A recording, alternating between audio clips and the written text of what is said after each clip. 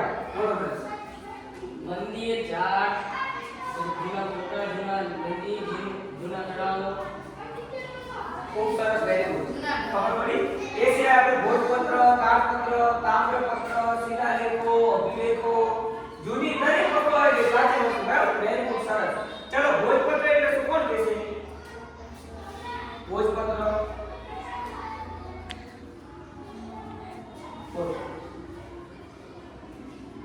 ભુજ નામનું એક ઝાડને છાલ ઉપર લખેલું લખાણને ભોજપત્ર કહે છે. સરસ એ ક્યાં થાય છે હિમાલયથી હા હિમાલય ઉપર થતા ભુજ નામના વૃક્ષની આંતરછાલ પર લખવામાં આવેલા લખાણને ભોજપત્ર કહે છે ચલો તામ્રપત્ર એટલે શું એ હેલ્પ છે હા હેલ્પ છે બોલો દીદી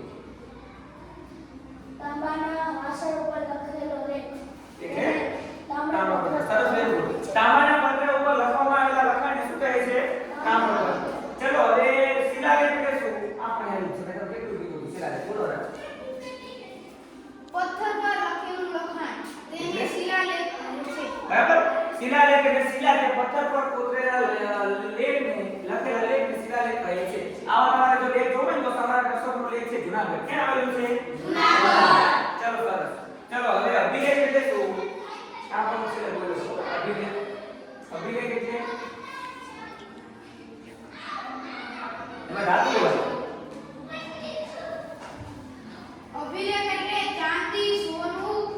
ધાતુ વીડી અને ધાતુ અને પર લખેલું લખાણ તેને અભિલેખ કહે છે. ધાતુ અને પથ્થર પર કોતરેલા લેખને અભિલેખ કહે છે આવા લખાણને વર્ષો સુધી સાચવી શકાય છે પણ ભણે ઇતિહાસ જાણવા માટે આપણે શેને જાણવું જરૂરી છે ભૂતકાળને સરસ ચલો વેરી ગુડ